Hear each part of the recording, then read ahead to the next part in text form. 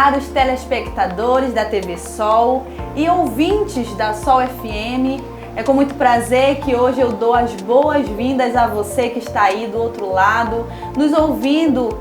E hoje, para falarmos de um assunto de extrema relevância para a nossa sociedade, nós iremos aqui abordar o tema da campanha Abril Azul, que vai falar sobre o espectro do autismo.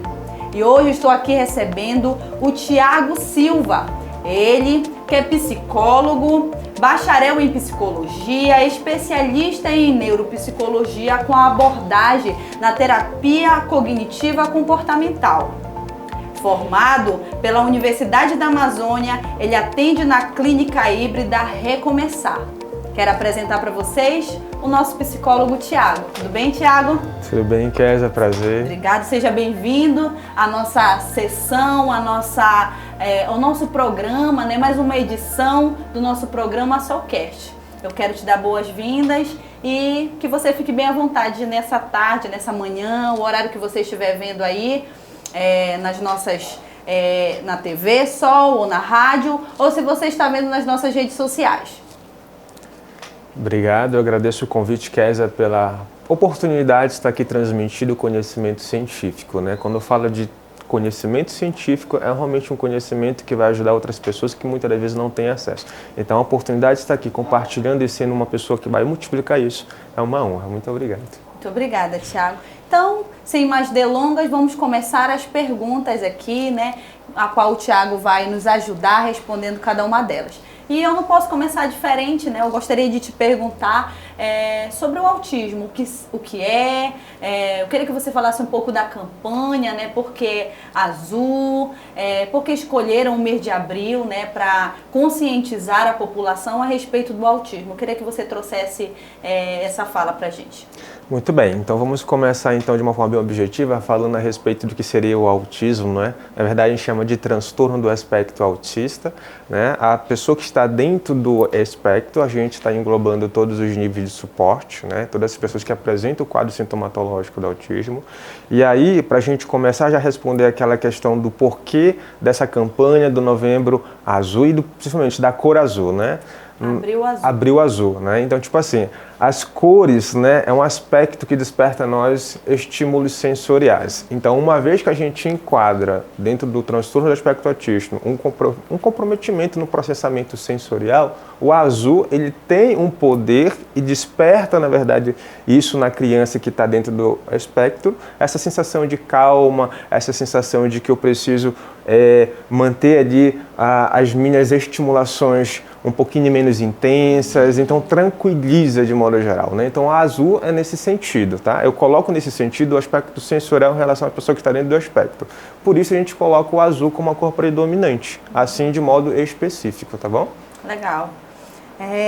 Eu queria te perguntar, né, a respeito de como funciona, né, esse espectro no cérebro. Como é a questão neurológica, né? Você que é especialista nessa área, eu gostaria que você falasse pra gente como é que funciona essa questão no cérebro da pessoa que possui o espectro autista. Então, nós temos algumas funções, né, nas áreas que comprometem essa funcionalidade da criança que está dentro do espectro. Quando a gente chama do espectro, né, a gente está falando da questão do funcionamento. Não significa que elas são diferentes ou anormais, né? Na verdade, são pessoas que têm uma dinamicidade de interação e até mesmo de adaptação ao ambiente onde ela se encontra. Então, eu tenho aqui uma imagem, essa imagem aqui ela apresenta bem especificadamente assim, algumas regiões que eu quero pontuar. Eu não vou falar de todas, mas eu vou colocar duas principais. Por exemplo, a região do cerebelo, né? Essa regiãozinha aqui de baixo que fica, né, na parte inferior. E temos o lobo occipital. O cerebelo está muito relacionado à questão do equilíbrio, né? Da pessoa ter essa motricidade, de eu me equilibrar, de eu manter um padrão de comportamento adequado, que tem uma funcionalidade. Então, a criança que está dentro do espectro, se a gente for falar de modo geral do quadro sintomatológico, então ela tem alguns comprometimentos no comportamento, num padrão de comportamento, ou seja, no funcionamento dela, na interação dela com esse ambiente. Então, se você perceber uma criança que está muito agitada, está com muita Por exemplo, comportamentos repetitivos, estereotipias vão entrar dentro desse processo, não fica muito parada, quieta, então mexe as mãos, mexe os pés, anda na ponta dos pés, então tipo assim, então é muito relacionado a essa região do cerebelo. Então, se ela está tendo esses comportamentos, está manifestando esses comportamentos cerebreiros, a gente logo olha nessa percepção.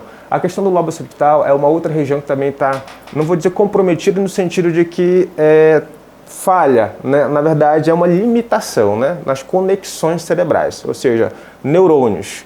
Algumas dessas conexões elas são limitadas, então reduz essa funcionalidade. Então, por exemplo, o lobo occipital relacionado à questão visual, do processamento sensorial de modo geral. Tanto é que a gente vai perceber que algumas crianças ou então as pessoas que estão dentro do espectro autista, elas não vão ter essa facilidade, por exemplo, de ter contato com pessoas próximas, de olhar, de identificar expressões faciais, então, de entender gestos ou alguma comunicação não verbal que a gente chama. Então, ela não vai conseguir identificar isso a priori como as pessoas típicas, né, conseguem perceber numa interação social comum. Então, essas são algumas das regiões que eu vou pontuar, para não especificar todas, que apresentam, quando a gente chama de aspecto autista neurológico, aspecto das conexões neurológicas e comportamentais. Então, eu trago essas duas porque ela não está muito relacionada a isso. O legal de você trazer isso é que mostra que essa condição não é uma condição apenas comportamental. Ela também, né, dentro do cérebro há ali um déficit, uma falta, eu não sei qual seria a palavra técnica para falar sobre isso, mas eu acho interessante você trazer isso porque existe uma funcionalidade ali do cérebro. Exato. Que ele é comprometido, certo? Exatamente, as questões neurológicas de fato. Muito legal. E aí dentro disso eu queria que você falasse pra gente quais seriam as causas, né, que pudesse trazer esse comprometimento para o cérebro para que essa criança, e quando eu falo criança é porque quando o diagnóstico ele precisa começar, a gente vai falar disso mais lá na frente, né?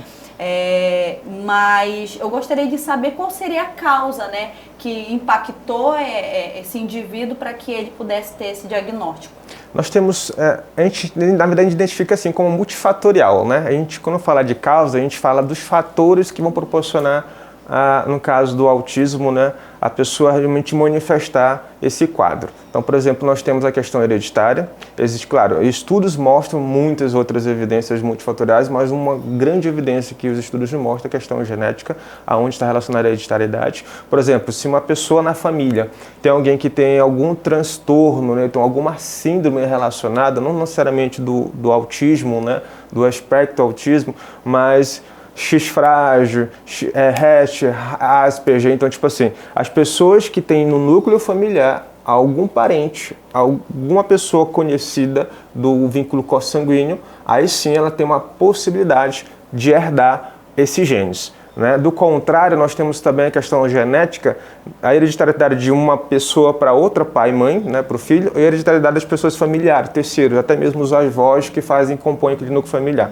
Às vezes os pais podem não ter, mas algum parente tem, então um aspecto genético. E fatorial, que é o ambiente em si, onde está relacionado as pessoas, principalmente no aspecto da gestão, do processo gestacional. Quando as mães, de alguma forma, ou então familiares, tem pessoas que usam, por exemplo, substâncias psicoativas, né? Uso de drogas lícitas ou ilícitas. Então isso contribui também para alterações nessa faceta genética, a gente chama, né? Na constituição. Quando a gente chama do aspecto, ele não é que vai desenvolver isso, que ele vai ter isso, ele vai nascer de alguma forma lá nesse processo de concepção. Então, toda e qualquer alteração ambiental no uso dessa substância que causa mudança no organismo vai afetar, podendo também ter um indício de desenvolver os genes do autismo. Você citou também uma síndrome, né? Síndrome de Asperger. Asperger. E eu já ouvi vários outros, por exemplo, não é só conhecido como o espectro autista, é também conhecido como TEA ou TA, essa síndrome. Eu queria que você falasse dessas inúmeras nomenclaturas que é usada. Eu queria que você dissesse qual seria a mais correta a ser usada, ou se não existe o correto ou, né, ou o errado, não se trata disso. Eu queria que você falasse um pouquinho, porque você trouxe essa síndrome aí e eu ainda não tinha escutado a respeito dela. Teve uma época, na verdade, muito muito tempo atrás, né, que inclusive o DSM-5 ele englobava, na verdade, no transtorno global do desenvolvimento Asperger. O que seria o DSM? O DSM-5 hoje, inclusive, está revisado, o que chama de TR, ele é aonde a gente consegue fazer os critérios diagnósticos de todos os tipos de transtornos globais gerais, na verdade, né, onde a gente identifica, por exemplo, numa época, antes da revisão que hoje nós temos, tínhamos o Asperger englobando o transtorno do espectro autismo. Quando você fala da nomenclatura, a gente mudou hoje para transtorno do espectro autista para englobar todas essas síndromes que compõem essa dificuldade na interação social e no padrão de comportamento da pessoa. O Asperger, inclusive, ele não é considerado autismo. Algumas pessoas ainda confundem pela similaridade do quadro sintomatológico, ou seja, dos sintomas que ela manifestam. Ela, por exemplo, ela vai ter um comprometimento na interação social e na comunicação, mas vai ter as funções cognitivas e intelectuais preservadas, podendo ter uma inteligência acima do limite, digamos assim. Essa seria a diferença. A diferença entre os dois, o Asperger do autismo. O autismo, por exemplo, a gente já vai enquadrar no outro momento, que é a questão dos níveis de suporte, né, que a gente chama de graus, né? No 1, por exemplo, a gente vai ter, claro, comprometimento, dependendo da severidade ou então da intensidade desses sintomas, comprometimento ou não na fala ou na interação, mas vai ser preservada essas funções cognitivas, que é a questão do intelecto, da inteligência e tudo mais, diferente dos outros demais níveis de suporte. Então essa é a única diferença, por isso que a gente chama hoje de transtorno do espectro autista, porque engloba toda essa, digamos, essa caracterização, essas diversidades, a gente chama de diversidades ou neurodiversidades que compõem o quadro do neurodesenvolvimento, que a gente chama assim. Muito bem explicado. Para você que está chegando agora, nós estamos aqui com o Thiago. Ele é psicólogo, ele está aqui para falar sobre o espectro autista. Nós que estamos acompanhando, né, a campanha Abril Azul, então ele está aqui para sanar algumas dúvidas da população e de você que também que está assistindo, né? Todos nós temos muitas dúvidas a respeito desse assunto. Dando continuidade, Thiago, eu queria que você falasse pra gente, foi até uma fala sua, né? Você trouxe pra gente sobre os graus, né? Existem diferentes tipos, né? Então eu gostaria que você falasse pra gente como é a caracterização, quantos graus são, né? Existem muitas dúvidas que englobam em relação a isso. Eu queria que você conversasse com a gente a respeito. Nós temos algumas caracterizações do tipo, o tipo, ou nível, ou grau, a gente chama hoje de nível de suporte, né? Grau antes, porque a gente vai verificar a intensidade dos sintomas, então nós colocamos hoje como nível de suporte. Nível de suporte 1, 2 e 3. O que significa isso? Significa que a pessoa que está dentro do espectro, ela vai manifestar sintomas, sejam eles similares ou não, que a gente chama de primários ou secundários, que vão ser diferentes em termos de intensidade.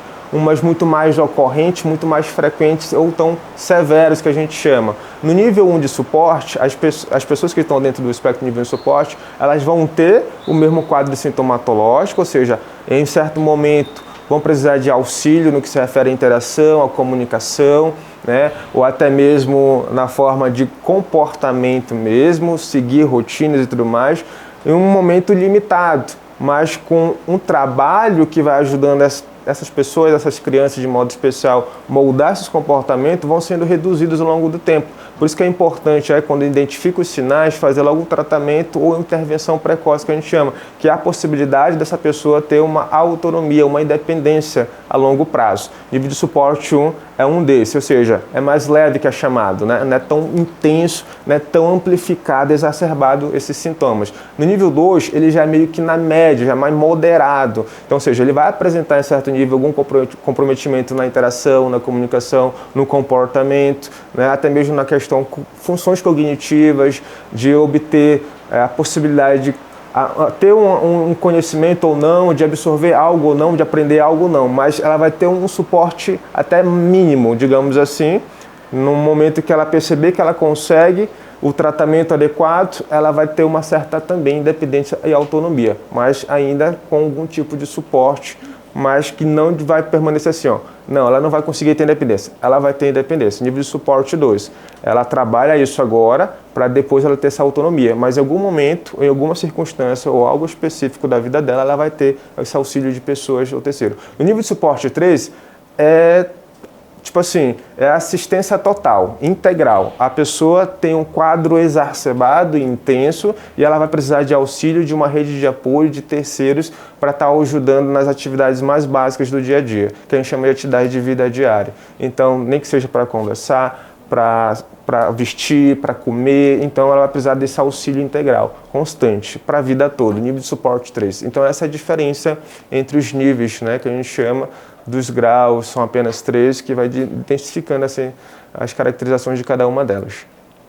Para nos ajudar a entender melhor sobre essa questão dos sinais e dos graus, nós trouxemos um depoimento de uma mãe que tem uma criança atípica e ela vai nos ajudar a sanar também algumas dúvidas a respeito do depoimento dela. Vamos acompanhar. Eu me chamo Linelli Marine, eu sou estudante e sou mãe do Noah Sanclay, que tem 4 anos e é autista nível 2 de suporte. Então, desde bebê, o Noah apresentava algumas diferenças, digamos assim, comparado às outras crianças, outros bebês. Então, ele não olhava diretamente nos olhos. Foram um dos primeiros sinais. Mesmo com um brinquedinho colorido, algo do tipo que a gente colocava, tentava chamar a atenção e ele não demonstrava interesse. Isso mais ou menos com 3, 4 meses. Mais ou menos com 6, quando começou a introdução alimentar, ele também não aceitou de início.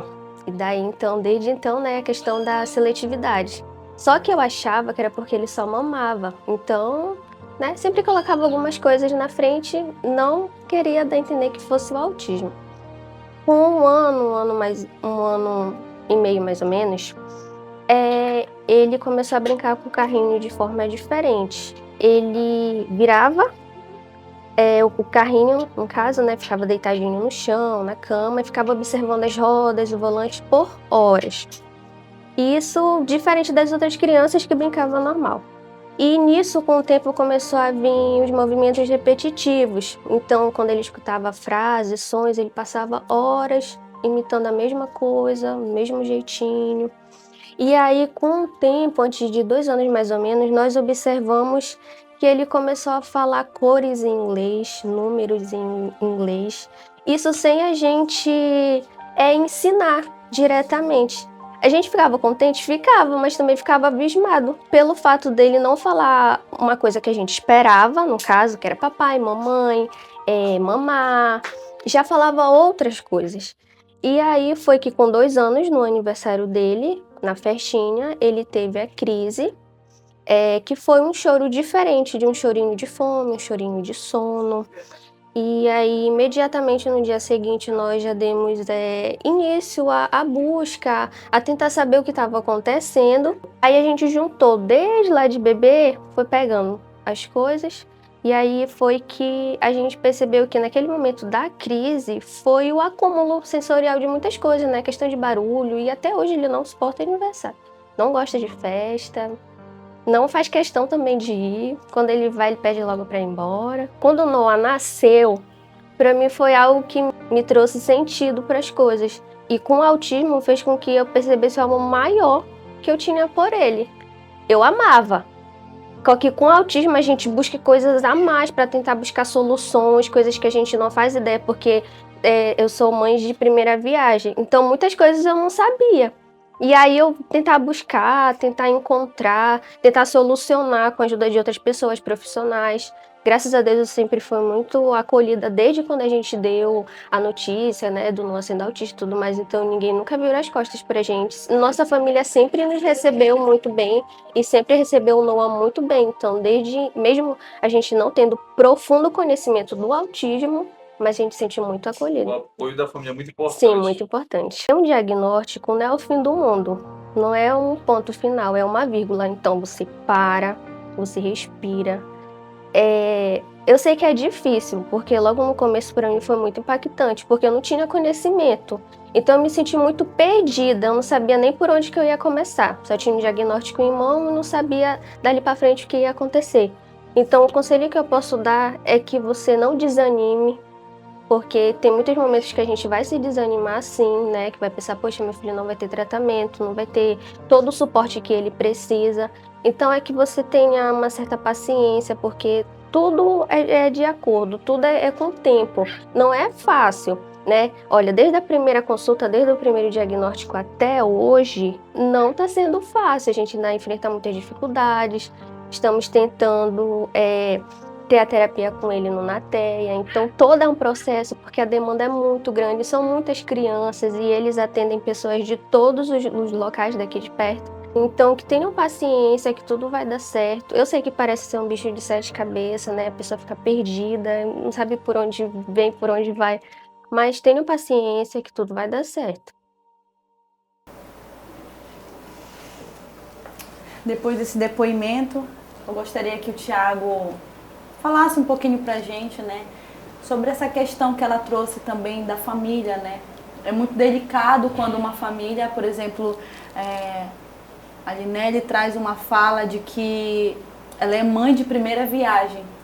Imagine os desafios que já tem de ser mãe de primeira viagem e ainda com os desafios de uma criança com autismo. Eu queria que você falasse sobre esse desafio também. Exatamente. Na verdade, isso é muito presente nas famílias que realmente têm alguma criança, ou seja, ela é adolescente, adulto, que estão dentro do espectro. Principalmente aquelas mães solos, que não têm, às vezes, nenhum tipo de suporte ou rede de apoio de alguém que pode estar lhe dando esse sustento na hora de estar auxiliando, cuidando da criança. Porque além dos tratamentos que a criança ela vai passar a ter, ela vai precisar dessa rede de apoio para estar ajudando, assistenciando, dependendo do grau da intensidade dos sintomas que ela apresentar. Nível de suporte 1, 2 ou 3, vai precisar em um mínimo momento, pelo menos no momento inicial, da identificação, da investigação, de uma assistência. Isso é padrão. Em algum momento nós temos que aprender. Então, se a gente não estimular a criança a aprender, a ter essa independência, essa autonomia, e quem vai ajudar nesse processo é justamente a família, não somente os pais, que é a primeira substância, né, circunstância. Pai e mãe que estão ali juntos, ou só a mãe, ou então só o pai, ou então se tiver pai e mãe e a família junto ali, é muito legal. Isso facilita com que a criança ela consiga também entender que ela está tendo essa segurança em obter esse suporte. Níveis 2 e 3, independentemente do processo de aprendizagem, em algum momento ela ainda vai precisar desse momento de apoio. Então a família é essencial. E nós não temos, inclusive, nas cidades pequenas então, até na ausência de alguns profissionais, especialistas, elas vão ter que buscar esse próprio conhecimento. E quando não tem acesso a esse conhecimento, é aquilo que ela fala, a primeira viagem, o que eu vou fazer, como é que eu vou lidar com isso. E agora? É como se fosse para ela, naquele momento, até então um fim do mundo, né? Poxa, eu não sei o que eu posso estar fazendo para ajudar, porque eu não tenho esse conhecimento. Então, quando elas têm acesso, e aqui é uma forma da gente estar mostrando esse acesso às pessoas, esse conhecimento, para que ela se absorva, que ela realmente aprenda, tenha as maneiras, que a gente chama de manejo, de lidar com a criança e preparar a rede de apoio às famílias para também estar superando, passo a passo, esses desafios. Não vou nem dizer dificuldades, porque são desafios que podem ser superados, uma vez que tem essas pessoas, a mãe, o pai e a família no geral ajudando, para estar ajudando não somente eles em si, mas a criança principalmente. Uma rede de apoio completa. Vamos para um rápido intervalo, daqui a pouquinho nós voltamos. Fique aí com a gente, vai ser bem breve.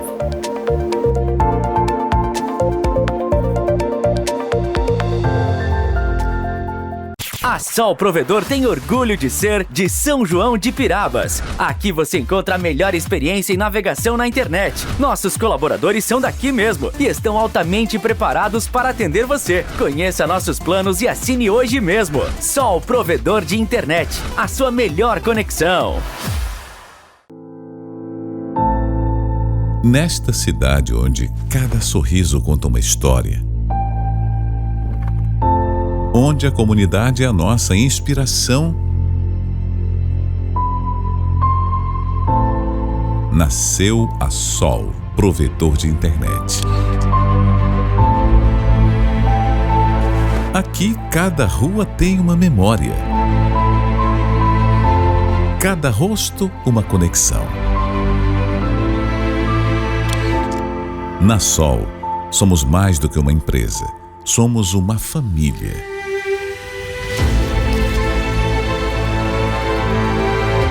Nossos funcionários, nascidos e criados em São João de Pirabas, são o coração pulsante do nosso serviço. Cada conexão que estabelecemos, cada problema que resolvemos, é um pedaço do nosso compromisso com esta comunidade que nos viu crescer.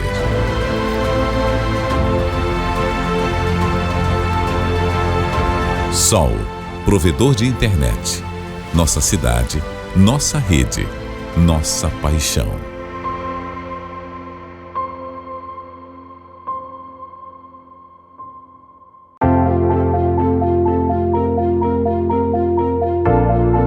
Voltamos com o nosso programa Solcast e nessa edição nós estamos aqui com o Thiago Silva, ele que é psicólogo, e nós estamos aqui falando sobre o espectro do autismo.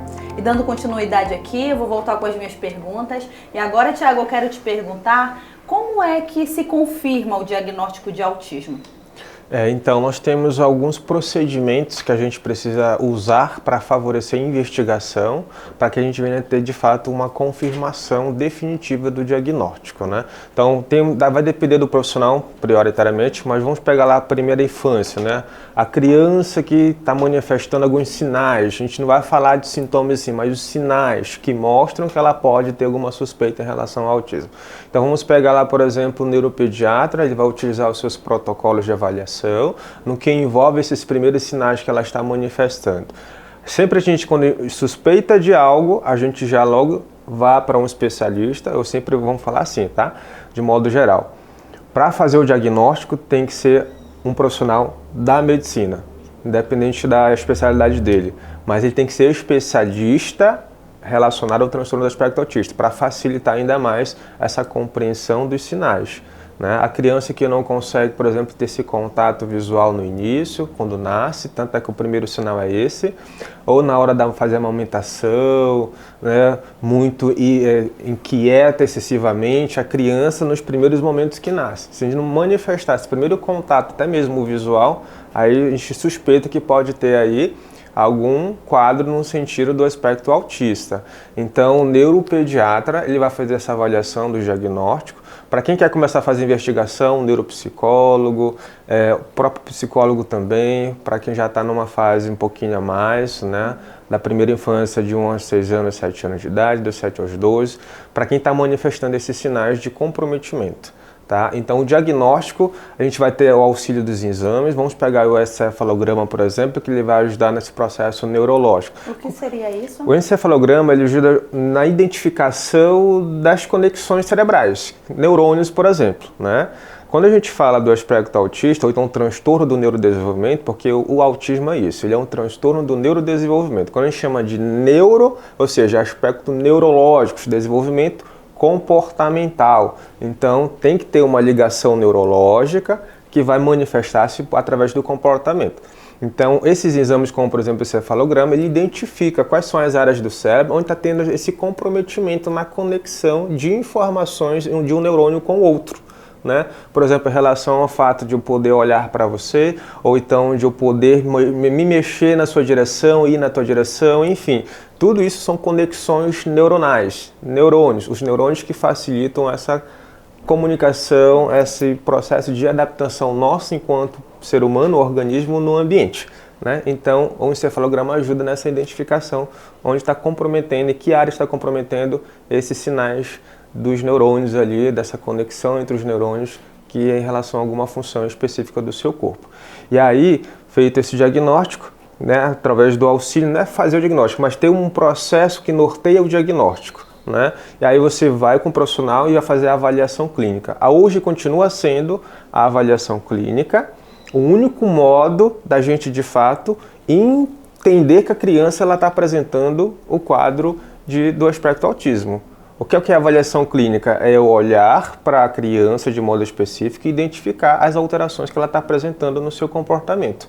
E aí, a partir disso, os exames que vão fazer esse auxílio, a ponto de confirmar de fato que ela tem ou não. Aí a gente já entra lá nos critérios diagnósticos, dependendo do profissional, da especialidade do profissional, através dos seus protocolos de avaliação. Tá? Então é assim que é feito o diagnóstico, sempre através da avaliação clínica, das pessoas que convivem com a criança e da criança em si. daquilo que ela manifesta. E o acompanhamento psicológico?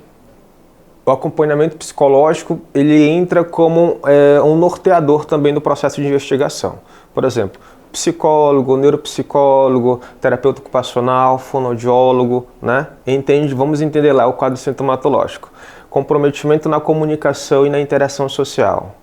TO, fono, né? Para entender... O TO seria o... Do aspecto sensorial, por exemplo, dessa estimulação no sentido, fono... O nome... Terapia ocupacional, TO, que a gente chama, né? No modo comum de dizer. Então, terapia ocupacional, profissional também é importante nesse aspecto do sensorial da criança. O fono em relação a essa questão da audição, da comunicação, da fala. Então, é uma equipe multidisciplinar de fato. Então, a gente pegando a referência do quadro, né, dos sintomas que apresenta, das alterações que está se manifestando com a criança, a gente vai utilizando esses profissionais, inclusive o psicólogo no sentido do aspecto cognitivo, né? Essa criança ela consegue processar bem um mando, uma instrução, né? Se eu pedir uma coisa para a criança realmente vai lá e faz. A criança, então, ela pediu uma coisa, ela não está entendendo o que está sendo dito, enfim. Então, o psicólogo ele é apenas um profissional que vai nortear o processo de investigação, assim como os demais. Mas quem vai fechar o diagnóstico é o profissional da medicina, de modo especial, ou o neuropediatra ou o neurologista. Perfeito. E com quantos anos a gente pode obter esse diagnóstico dessa criança? Dependendo da gravidade, né, da intensidade dos sinais, que a gente chama a frequência, a ocorrência disso, por exemplo, nível de suporte 3 mais objetivamente, já começa a manifestar os primeiros sinais assim que nasce, aquilo que eu falei no início, né? Quando a criança ela não começa a ter esse contato visual imediato com a mãe, né? Ou então quando fala com a criança, ou então muitas das vezes quando a criança ela não consegue inclusive interagir com as pessoas que estão ao redor, né? Ela fica fugindo, não mantém esse contato visual. Então são alguns dos sinais, na verdade. O processo de amamentação, do aspecto de glutição, né? Na hora que vai amamentar, não consegue inclusive nem ter esse olhar para a mãe, ou então ter dificuldade na hora de ter contato, de tocar na criança. Então são sinais são bem sutis que precisam ser identificados no início. Quando o grau é nível 3, fica muito evidente, mas tem que ter um cuidado nessa hora de identificar realmente que sinais são esses. Tem que ter um profissional para fazer cuidadosamente essa investigação inicial. Aí para a pessoa do nível de suporte 1, 2, aí já vai com uma evidência maior, né? Que já, como não aparece assim tão aparente, não é tão frequente exacerbado esses sintomas, eles são meio que ocultos, a gente só vai perceber quando a criança já está com um desenvolvimento um pouquinho mais estabelecido, entre 1 ou 2 anos de idade, por exemplo, né? A gente coloca assim, ou até no máximo 3 anos, onde vai estar mais aparente esses sinais. Aí para criança que já tem uma manifestação um pouquinho tardia, lá aos 12 anos, 13 anos, aí novamente faz o processo de investigação, uma vez que você suspeita, né, entre esse período da primeira infância, ou então logo no momento que nasce, tem que ficar atento. Ficou atento aos sinais, né, de modo específico entre 1 a 2 anos de idade, melhor ainda para a gente fazer o processo de intervenção precoce. Então essa é uma faixa etária que a gente coloca para ficar mais evidenciado os sintomas. Certo. E se essa mãe observou esses sinais que você acabou de citar, né? Qual seria o primeiro passo a se fazer para que ela pudesse procurar ajuda, né? Como seria esse processo? Exatamente. A gente já volta novamente a selecionar os profissionais especialistas que conhecem e dominam de fato o assunto no que se refere ao espectro do autismo, para realmente entender o que está acontecendo com aquela criança, por que ela está mostrando comportamentos diferentes, né, que outras crianças típicas não mostram, né? Por exemplo, alguma criança que tem dificuldade de falar, né, não consegue completar, por exemplo, papá que significa papai, mamãe que significa mamãe, né, não consegue vocalizar isso, então são um dos sinais que mostram por quê, que ela está numa idade, sei lá, de 2, 3 anos, mas não consegue ter essa apresentação. E aí, suspeitando que é do espectro autismo, a gente já faz um processo de encaminhamento com o especialista, aquilo que eu já falei, o neuropediatra ou então o neurologista, ou pode ser também o psiquiatra, vai depender do acesso que essa pessoa, família, mãe, pai vai ter ao profissional. Tem que ser um profissional em relação à saúde mental e especificamente do aspecto autismo, para poder realmente fazer esse acompanhamento. Sempre tem que fazer, identificou, vá lá com o profissional. Não fique assim buscando informações com a pessoa, não, meu filho manifestou isso e ele tem autismo. Não, vá com o especialista de fato, para que o especialista faça a avaliação adequada para realmente entendermos se de fato ela apresenta ou não aquele quadro sintomatológico. Muito importante essa tua fala, porque muitas pessoas têm se autodiagnosticado. Então, a importância de nós procurarmos um profissional de cada área para estabelecer realmente o diagnóstico que se deve. Né? Exatamente. Muito importante sua fala. Vamos aproveitar esse momento e ver mais um depoimento? Meu nome é Patrícia Mello, eu sou professora de Educação Física do município de Pirabas e eu sou mãe do Gustavo Ribeiro Mello, como ele disse, sempre diz, né? Ele sempre me corrige e ele tem 9 anos. Eu só achava que ele era um menino assim, inteligente, só isso, muito inteligente. E aí, quando a minha cunhada falou que ele era autista, fez uns testes, me encaminhou para o NAT de Belém. E aí, ele fez um acompanhamento breve lá. Fui encaminhada para a doutora Regina Célia, que assim que ele entrou, ela avaliou, já com parecer, né, que foi feito no NAT, e ela logo deu o laudo dele. No começo, na verdade, não é que foi difícil, mas muita coisa eu já entendia, eu passei a entender melhor sobre o comportamento dele, que tinha muita coisa que eu não estava sabendo lidar com ele estava me complicando, não é a vida, mas eu não sabia como lidar com ele, e algumas coisas eram de instinto de mãe. Né? Por exemplo, eu tinha que vestir ele na sequência, ordem. Se eu não vestisse na ordem, menino, se eu não vestisse ele na ordem, ele chorava. A ordem era, primeiro, a cueca, depois o short, depois a blusa. Se eu botasse cueca, a blusa e o short, era crise. E aí eu fui só adequando, sem saber que ele é autista. Outra coisa, a gente ia, por exemplo, lá na praça ou na padaria, na hora de voltar, ele tinha que fazer o mesmo caminho. Depois de ter descoberto, a gente criou rotina para ele. A gente fez as pranchas, a gente pregou pela casa, a hora dele comer, a hora dele tomar banho, tudo ele precisava de uma sequência, de uma rotina. Até para ir para a escola, tinha que ter uma rotina, tinha que ter história diferente, porque ele não gosta de sair de casa, né? Então, eu passei a me adequar com rotina. Agora, no momento agora, tá meio desequilibrado. Até por conta de algumas condições dele, que agora, eu não sei se porque ele tá assim nessa fase já de menino, de 9 anos, passando para pré-adolescência, que tá certo que 9 anos, né, tá cedo, mas assim, tá bem difícil, porque ele tá vendo muito vídeo que tá dando outros conhecimentos para ele, e eu não tô conseguindo aplicar rotina. Entendeu? Tá?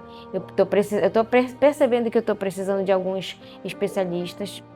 Tô tentando no Natea. E aí tá difícil, porque assim, ele já tem laudo desde os 3 anos. Foi por um hospital particular. Mas assim, o Natea agora ele quer o laudo de lá. E aí está sendo difícil porque a demora está sendo muito grande, a demanda também é grande. Ele ainda está esperando a 3ª consulta. E assim, o Natea está atendendo toda essa região. É Bragança, é Coatipuru, Primavera, é Capanema mesmo, né? Provavelmente Salinas. E aí, assim, cada vez maior. Acho que toda mãe pensa, né? Na fase adulta, como ele vai ser mais independente sem a nossa presença. Eu acho que é questão de sentimento de mãe. Para isso a gente luta pra caramba, para que ele crie independência, para que ele tenha orientações da vida diária, né? Da questão desde escovar os dentes a atravessar uma rua. Ele vai ter que ser bem orientado para que ele não sofra tanto e que as pessoas possam compreender cada questãozinha assim, cada particularidade dele. Eu tenho várias situações assim que se eu for contar, que eu já me desestabilizei por causa dele. Então a família também precisa de acompanhamento e muitas vezes além de não conseguir, mas assim pensam na criança, mas é preciso todo uma rede de apoio para aquela família, para que tudo se encaixe. entendeu? A luta, ela é difícil, mas ela é possível, né? Ela é possível desde que você tenha, desde que você se preocupe realmente com o futuro do seu filho, do desenvolvimento dele, entendeu? É isso.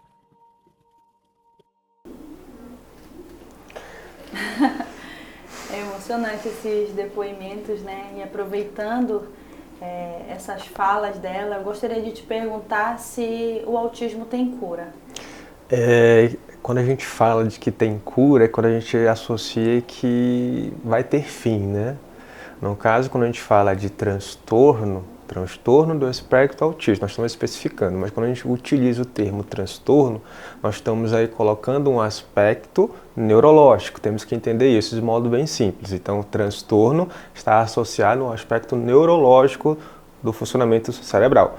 Aí, espectro em relação à neurodiversidade, ou seja, das manifestações, das caracterizações, das especificidades, ou seja, tipos, né, de como essas alterações vão ser manifestadas. E do autismo, no qual se refere realmente ao que a gente está falando hoje, né, de modo específico e especial, que é uma condição. Então, quando a gente utiliza essa compreensão de transtorno, a gente entende e precisamos entender que de fato é isso.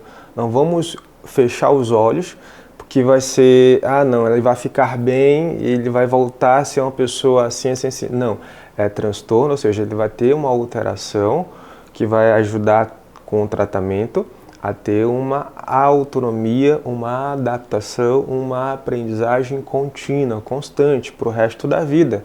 Ele vai ter esse auxílio em algum momento, entendeu? Então, quando fala de transtorno, significa que vai ser assim, que é um funcionamento neurológico, cerebral. Então, não podemos utilizar a definição de cura, porque é da criança, é o funcionamento da criança, é o como ela enxerga, é como ela olha para o mundo, é como ela interage com aquilo que está ao seu redor.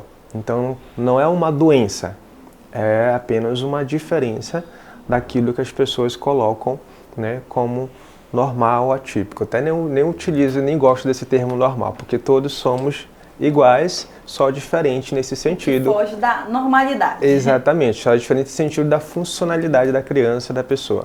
Então, não temos como falar que existe cura, existe tratamento. Certo.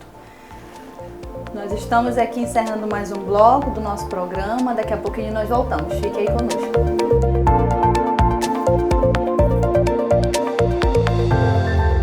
Sol Provedor, a melhor conexão, com planos de ultra velocidade para você navegar sem travamentos, seja para estudar, trabalhar ou só se divertir. Temos a conexão ideal para você. Conheça nossos planos: 250 megas por R$ 99,99, 350 megas por R$ 117. Não perca tempo e assine hoje com instalação promocional de R$ 49,99. Todos os planos com roteador incluso em comodato. Sol Provedor, a melhor conexão. A Sol Provedor tem o melhor suporte técnico da região. Basta ligar ou mandar mensagem via WhatsApp para o número 4042-0011, que um de nossos atendentes irá auxiliar você. Nosso suporte funciona todos os dias da semana, inclusive nos feriados. Então não perca tempo, assine hoje mesmo a Sol Provedor de Internet, a sua melhor conexão.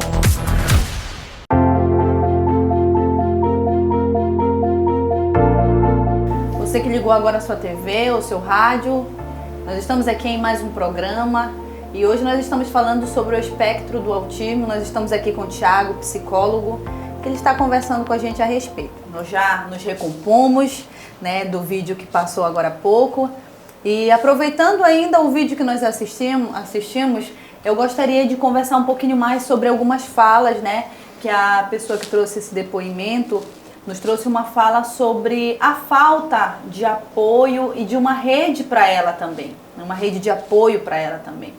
Então eu gostaria de conversar com você, trazer essa fala também do quanto é necessário a família também fazer terapia. Eu queria que você trouxesse essa fala para a gente. Exatamente, a gente já imagina, né, o quanto é exaustivo, o quanto é cansativo, o quanto de fato é desafiador para os pais lidar com a criança que apresenta várias alterações no comportamento, no aspecto cognitivo também, que elas não conseguem lidar por falta justamente desse assistenciamento. E aí, o tratamento, não somente em relação à criança, mas para os pais, a gente chama de suporte parental ou orientação parental. O que significa isso? Significa que a mãe ela vai ter acesso a todo o conhecimento inerente à condição da criança, conforme os seus níveis de suporte. É tipo uma supervisão em que esse pai, essa mãe e até mesmo os familiares que convivem com a criança vão ter com um especialista.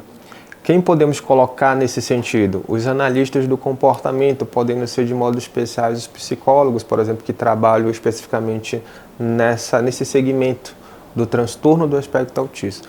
Então, os pais tendo esse suporte, esse assistenciamento parental, facilita a condução e o manejo na hora de cuidar da criança que tem e apresenta o quadro, que apresenta o diagnóstico de fato. Então, o tratamento é importante nesse sentido. Não somente suporte parental, que é um aspecto mais voltado para a criança, as condições da criança, e psicológico no sentido de lidar com as dificuldades que às vezes enfrenta, talvez na ausência de um profissional na cidade, no município, no local onde ela encontra, ou então com alguns familiares que às vezes não aceitam o quadro que a criança apresenta, que são os sinais que muitas das vezes incomodam outras pessoas, né? Tem alguns familiares que às vezes não aceitam, os próprios pais que não aceitam o diagnóstico em relação à criança, que, não, meu filho tem autismo, mas eu nunca esperei, não esperava isso, e agora? Então, o tratamento psicológico em concomitância com o trabalho parental também vai ser fundamental para os pais, não somente aos pais, mas os familiares que convivem com criança do espectro autista no geral, tá? Nunca limitar somente aos pais, tem que ter toda a família realmente envolvida nesse processo com a criança. Você trouxe uma fala anterior e eu me peguei pensando agora.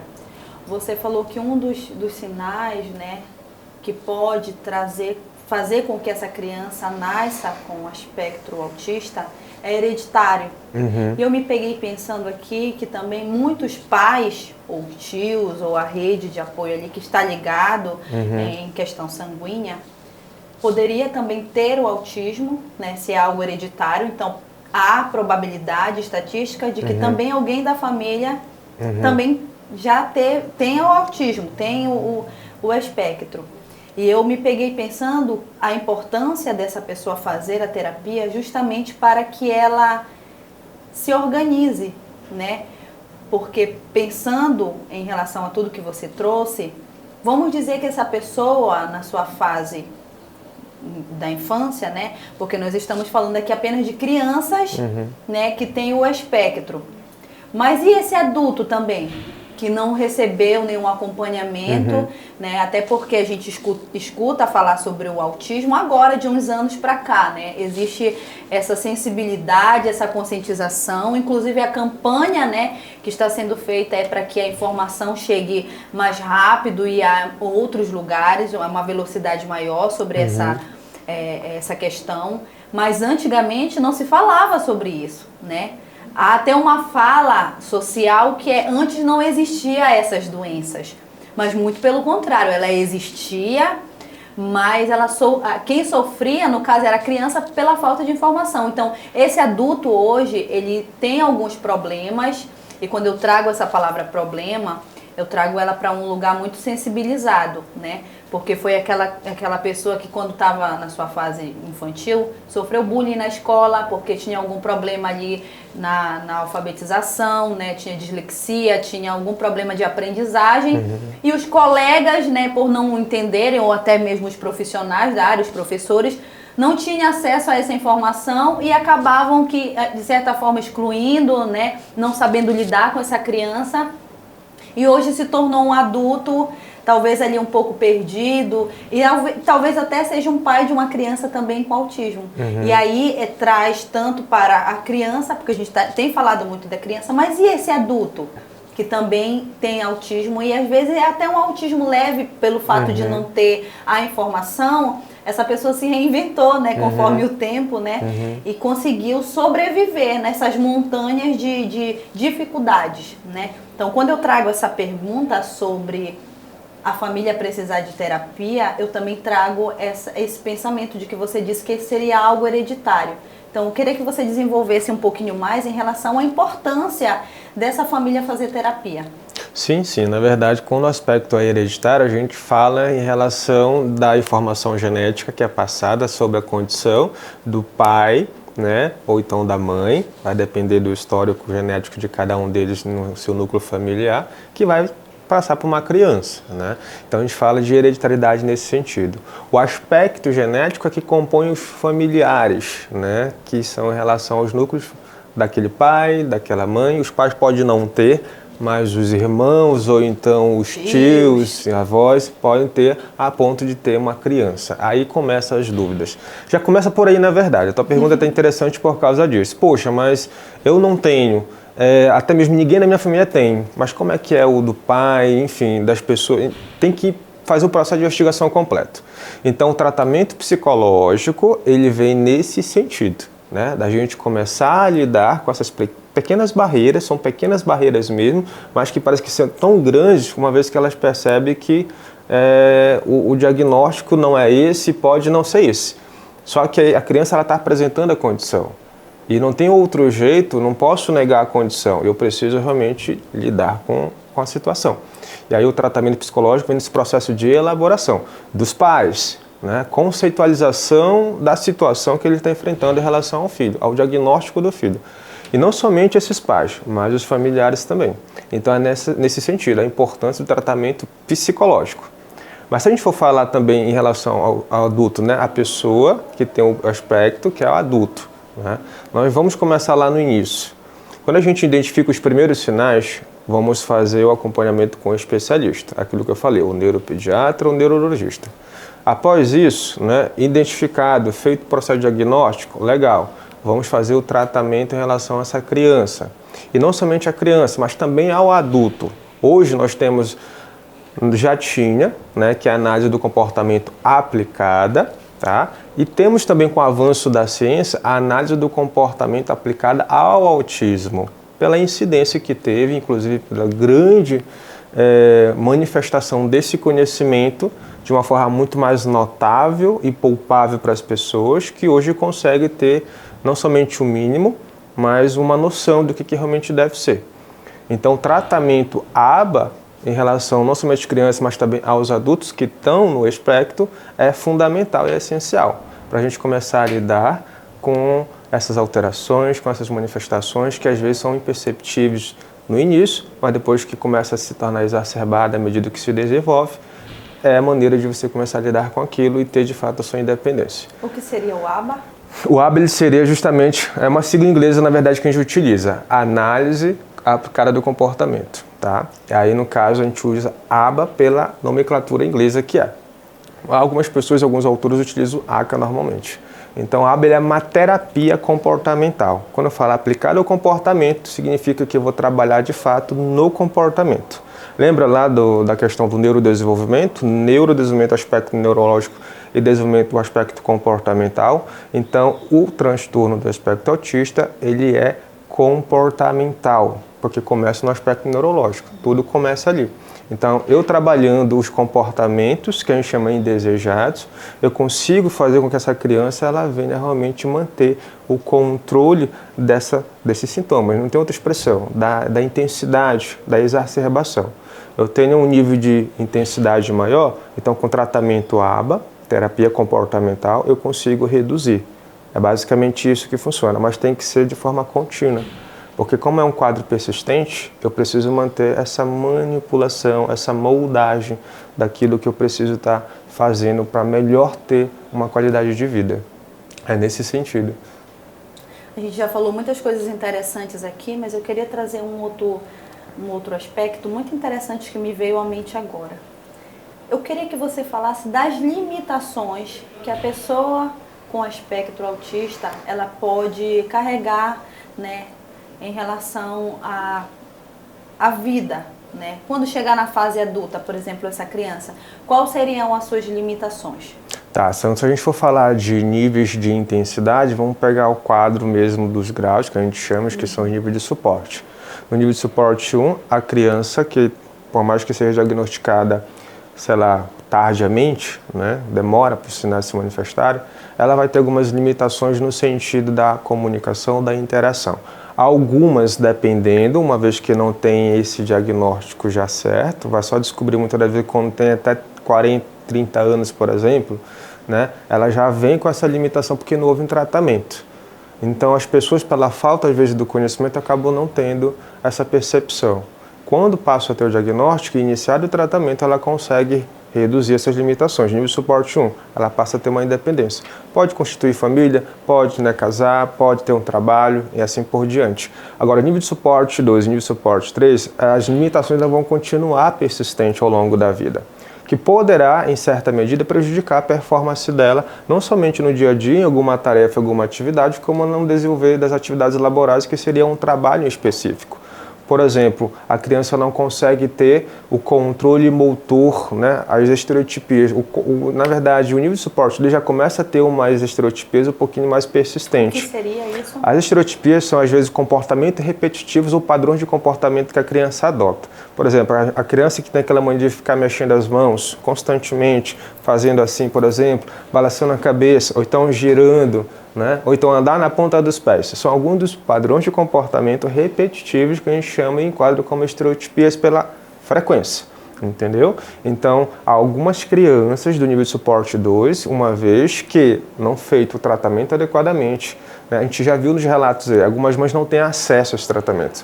Então, a tendência dessas limitações persistir ao longo da vida é muito grande. Agora, a criança que está fazendo o tratamento, está fazendo ali de forma contínua e persistente, ela consegue ter a redução dessas limitações. Nível de suporte 3, tipo assim, vai precisar do suporte integral de toda a rede de apoio dos pais e das mães, a qual vai envolver tratamento psicofarmacológico, uso de medicações, para estar reduzindo a intensidade desses sintomas, porém não conseguirá ter essa performance mais excelente para poder desenvolver uma independência no trabalho, na vida diária, vai precisar de suporte constante, contínuo, persistente, não tem outra expressão, o nível de suporte 3. Então essas são as limitações que ela apresenta.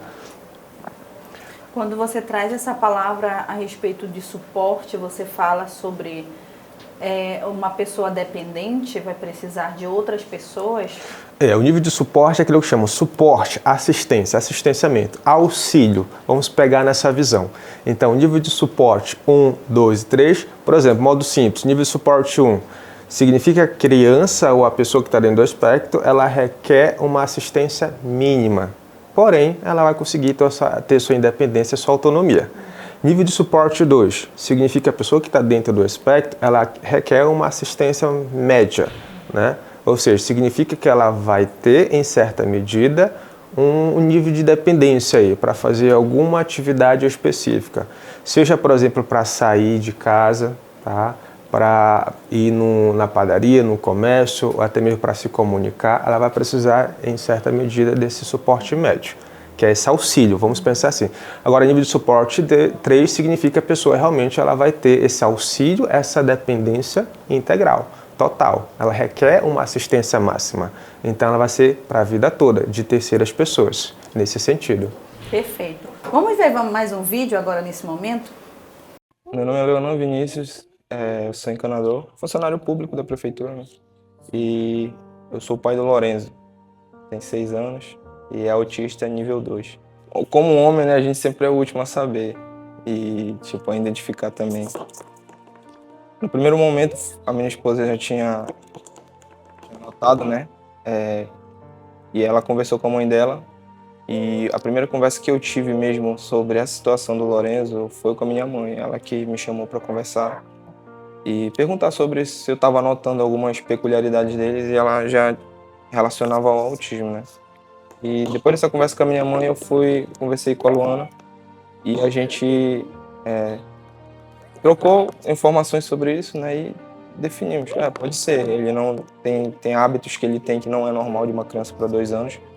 O atraso de fala, andar na ponta do pé, tudo isso a gente pesquisou no mesmo momento e viu que tinha muitos traços que era do autismo. Então a gente não teve rejeitamos a ideia, assim, aceitamos, vimos que tinha que tratar e corremos atrás de uma resposta tipo do neuro, né? Corremos atrás de alguém que nos desse essa informação de fato para poder seguir com o tratamento dele, que é principal, né? Hoje eu digo por experiência própria, assim, e como eu sou ADM do grupo de pais daqui de Pirabas, é algo frequente. Eu falo por mim, mas eu acredito que eu falo por outros pais também. E a questão do tratamento em si e educação são os principais pontos que a gente enfrenta muita dificuldade. As informações que sempre são cruzadas, nunca são concretas assim, e muitos pais, principalmente os que estão entrando nesse mundo novo agora, estão descobrindo, estão tendo diagnóstico dos filhos, às vezes tardio, né? E começa a correr tardiamente atrás do tratamento e de questão de benefício, de questão escola. Então acabam enfrentando essa dificuldade por falta de informação mesmo, cara. A questão da educação é onde está tendo um embate muito grande, porque hoje as escolas aqui em Pirabas, falando em relação à questão de município mesmo, estão totalmente despreparadas. Eles têm os picos de estresse deles, tem alguns que têm gatilhos assim simples, como se o barulho de outra criança incomoda, eles entram em estado de estresse e acabam gritando muito, ficando muito estressados e acabam tirando a atenção dos outros alunos. É onde entra esse educador para estar apoiando e saber como lidar com essa criança quando ele entrar nesse estado. Então, hoje, as pessoas que estão fazendo esse papel de auxiliar o professor dentro de sala não têm formação alguma para lidar com essas crianças. No primeiro momento eu disse assim, que eu queria que ele tivesse uma independência para que a gente tivesse uma segurança de que, claro, a gente sonha com que eles façam faculdade, que eles tenham a vida deles alheia à nossa.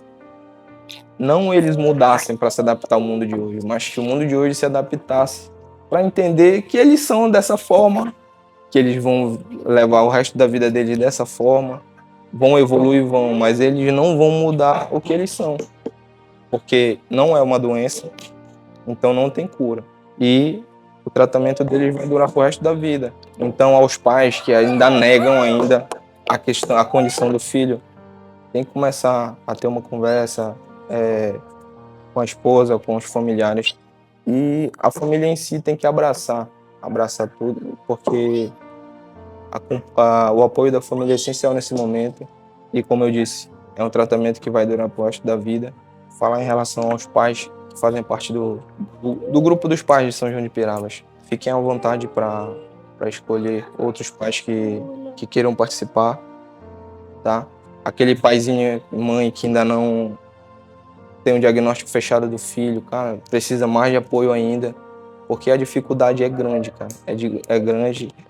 Tem pais no grupo que enfrentam situações que a gente acha que nunca vai acontecer conosco, mas que hoje no nosso município acontece bastante.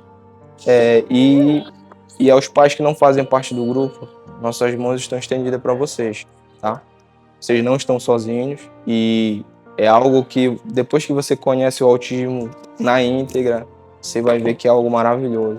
E o seu filho tem um potencial enorme a lhe mostrar.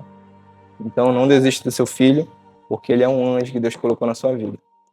Depois desse relato, eu gostaria de trazer algumas falas para a gente conversar, Thiago, porque ele traz aí falas sobre dificuldade, falas sobre a não aceitação, né? Ele traz também uma informação muito peculiar, né? Que geralmente os homens são mais difíceis, né, de aceitar ou de perceber, pelo fato de que a criança fica muitas vezes mais tempo com a mãe, né?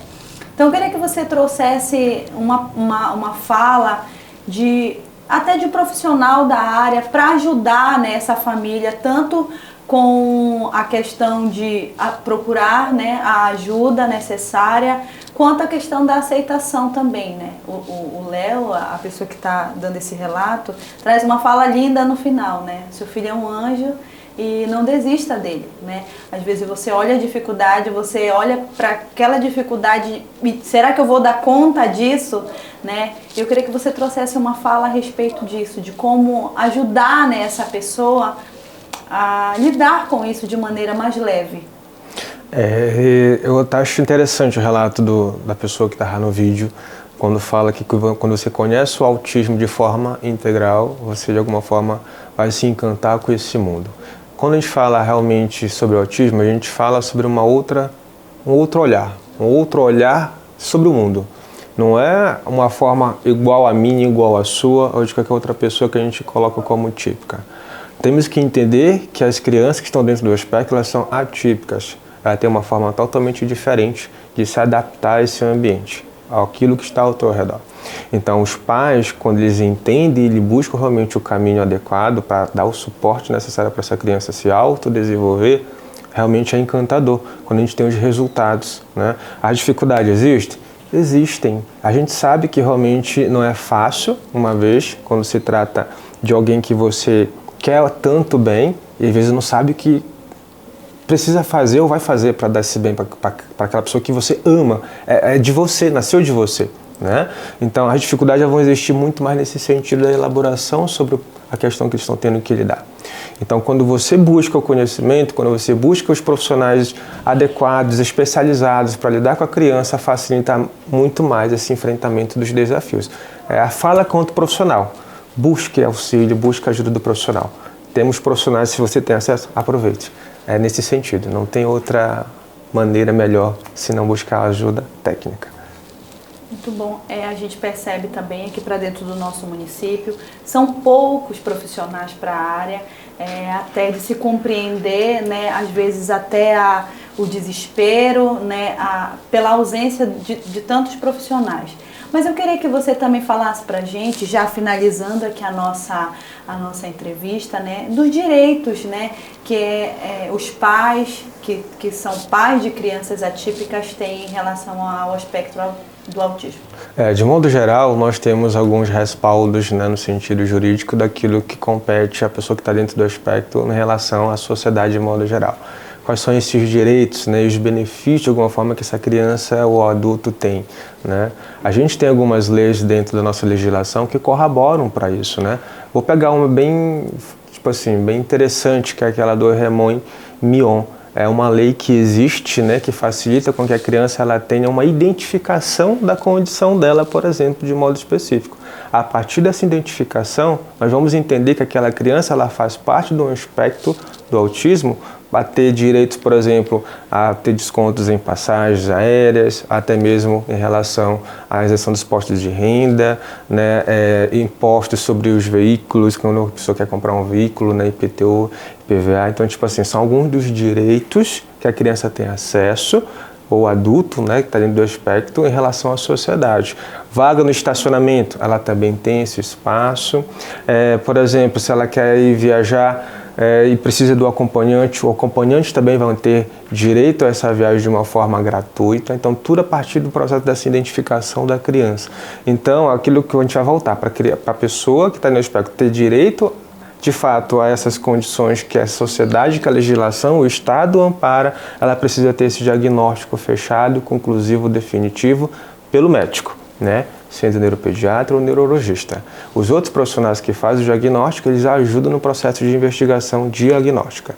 Então, quem fecha é o médico, né? O psiquiatra, o neuropediatra, o neurologista, que vai favorecer com que a criança ou a pessoa que está dentro do espectro, ela realmente tenha esses direitos garantidos.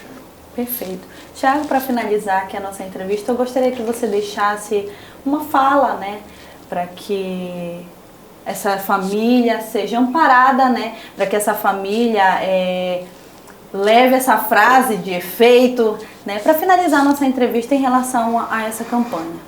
Nesse sentido que hoje nós estamos, claro, num momento, né, que está tendo essa expansão, essa visibilidade em relação ao aspecto do autismo, porém não é só nesse momento, não é só nesse mês, não é só num dia específico, é todos os dias.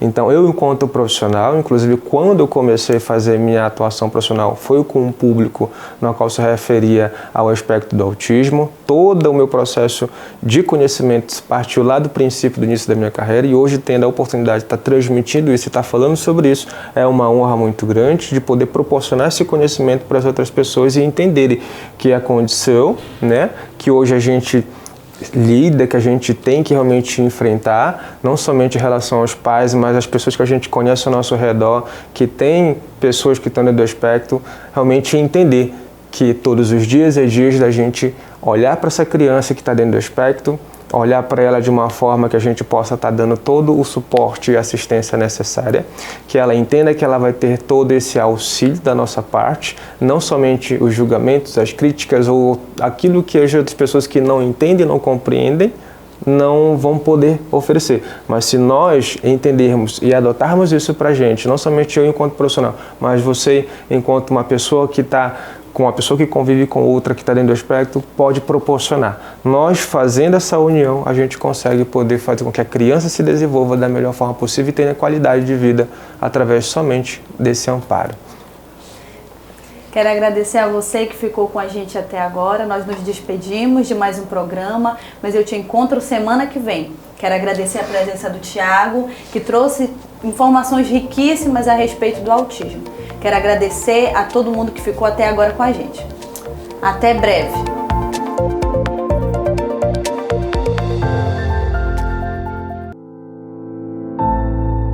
Nesta cidade onde cada sorriso conta uma história,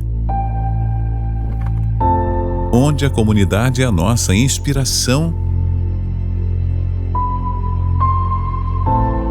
nasceu a Sol, provedor de internet.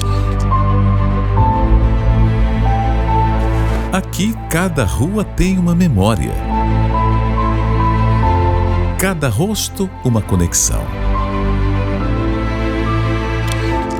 Na Sol, somos mais do que uma empresa. Somos uma família.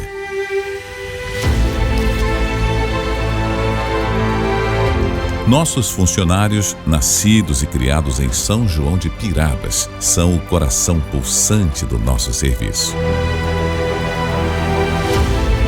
Cada conexão que estabelecemos, cada problema que resolvemos, é um pedaço do nosso compromisso com esta comunidade que nos viu crescer.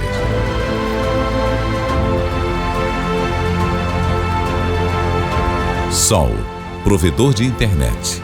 Nossa cidade, nossa rede, nossa paixão.